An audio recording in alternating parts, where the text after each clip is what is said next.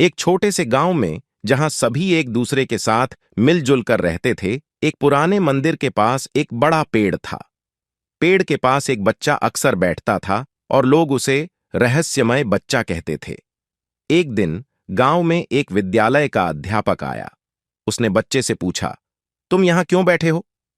बच्चा मुस्कुराया और कहा, यहां पर एक रहस्यमय सुरमय हवा चलती है। अध्यापक को यह समझ में नहीं आया और उसने बच्चे से कहा, तुम्हें किसने यह सिखाया? बच्चा ने कहा, पेड़ ने। अध्यापक ने पेड़ की ओर देखा और अचानक उसे कुछ अनूठा लगा। उसने पेड़ की छाया में बैठकर पूछा, क्या सचमुच तुम्हें यहां कुछ अलग अनुभव होता है? पेड़ की पत्तियां सरसराईं और फिर उसकी ध्वनि सुनाई दी, हर एक पल में एक सच छिपा होता है। अध्यापक के दिल में उस बच्चे की बातों का असर हो गया। वह पेड़ के पास बैठा और ध्यान से सुनने लगा। धीरे धीरे वह पेड़ के उत्तरों से अध्यापक की धारणाएं बदलने लगीं।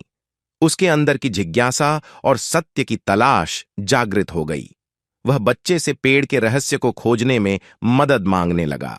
साथ मिलकर उन्होंने गांव में छिपे रहस्यों को खोजा जो अनकहे थे, लेकिन वास्तविकता में उनकी जिंदगी में बड़ा परिवर्तन लाए। इस कहानी का सबसे अद्भुत रहस्य था कि सच का पता लगाने के लिए हमें अपने अंदर की शांति की ओर देखना होता है और न केवल बाहरी दृष्टिकोण से बल्कि अंतर्मन से भी देखना होता है। जब हम अपने आप से जुड़ते हैं तो हमें वास्तविक सत्य का पता चलता है।